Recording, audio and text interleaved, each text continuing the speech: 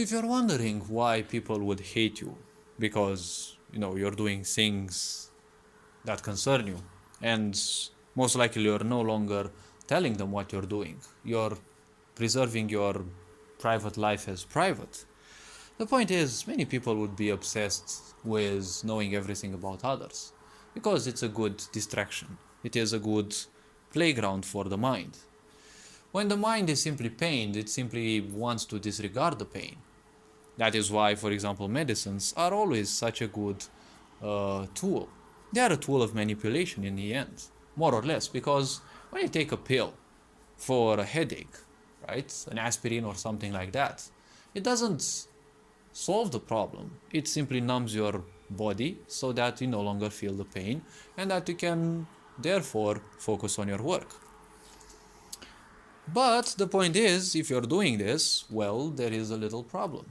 You're hiding the pain, just like the mind wants to do when you are distracting yourself. So you're technically distracting yourself from the pains of the body. Now, usually those also may go. Obviously, pills have certain antiviral aspects, so they may help against the problem in a way, but the physical body has its own ways to deal with some of the aggressors that might cause you a disease. But the important thing is that, well, distracting yourself is nothing else than numbing yourself down. When people are focused on their own points, on their own things, that becomes annoying in a way to people because the others will simply want everyone to suffer like them. You know the all famous quote, misery loves company, because people who are miserable, they also want the others to suffer. So if you're wondering why people hate you, is because when you're doing things, they suddenly become afraid of, well, not necessarily losing you, but the idea that you will become better than who they are. When people believe that they are nothing, they also, in their misery, want you to be nothing. Let's not forget about what is called the crab mentality.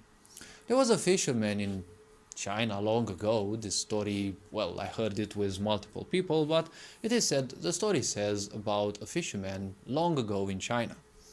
He would fish crab and he would use a bucket that did not have a bottom. So since this person became famous for this technique, someone went to them and asked them, what is the trick? What is the secret of this technique? Because you have a bucket that doesn't have a bottom. It sounds like magic to those who don't know, right? Because that which you don't comprehend for the moment sounds like magic when it happens, because it is beyond your comprehension. So the fisherman said, well, you see, it's all about crab behavior. If you catch a few crabs, they will obviously get away because, well, the bucket has no bottom. But if you catch enough crabs, the mindset of the crab is if they are caught, they will automatically enter, let's call it a state of victimhood. So they will use their powerful pincers to catch any other crab that would want to escape, instead of allowing them to escape, or instead of escaping themselves. They will simply catch anyone, and any other crab that is caught instantly wants to catch the other ones, because they will also become, let's say, victimizing. So once exposed, this technique actually says a lot about what is now called crab mentality.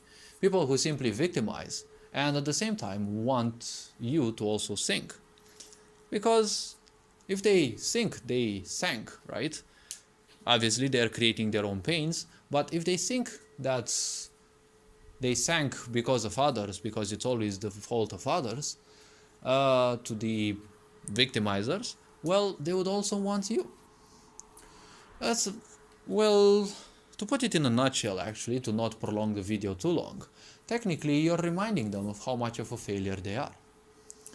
All lies have an expiry date, and even people who lie, they know that. It's just that some people are so invested into lying themselves and others, because technically victimization is nothing else than a lie. It is the product of separation, because when you victimize, you separate yourself from the others. You call yourself different. It is a good way to divide people if you know how to use it. And, well, in this world, it's actually used quite well. So people who suffer, right, they will simply keep suffering if they become too invested into it, if they embrace it as their comfort zone. Once someone is unique, when you are unique, you will also force others. Well, not force, let's not say force, but you will be an example for others to see how simple life is. And it's always much simpler to be you who you are because, well, that's how you were born. Those are your capabilities, those are your limitations. And, well, obviously, that's what you are. The more you try to be like others, it's gonna be harder because you were not meant for that. So, the moment you become authentic, you'll also call others to feel so. You'll have others feel how simple, how much more simple your life is. And since many people, especially ignorance, right? If they are ignorant, they are unconscious. So they are much more perceptive to certain things when compared to people who are aware. They will instantly feel that you are aware, that you are much better than them. That is why they are actually trying to pull you to their level. You can call it a test of life, but ultimately it doesn't matter how you call it. You're just reminding them that, well, technically they are playing failure. They're not a failure. They're just playing that role.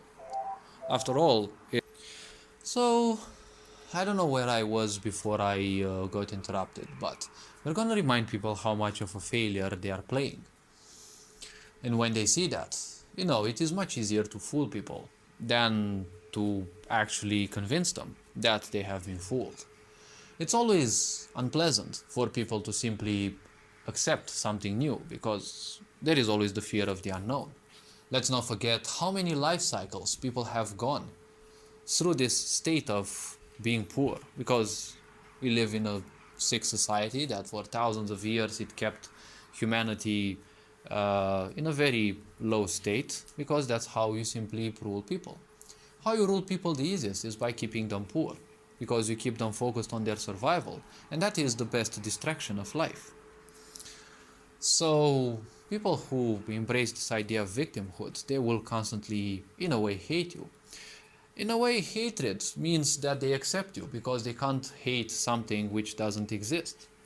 Surely, some people might actually become very vocal, very negative, and it is your responsibility to make sure you don't absorb their negativity.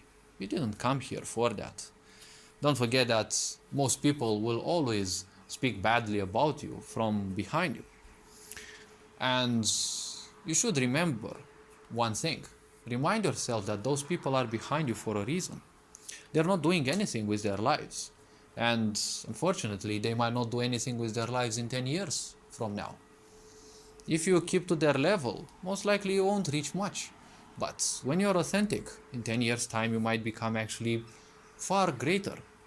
Because life ultimately is about you. You can help as many people as you want, but don't try to change people, because you're not here to change people. Show yourself as an example to the world, and show people why your lifestyle is or can actually help them more, instead of trying to force their change, because change only comes after realization.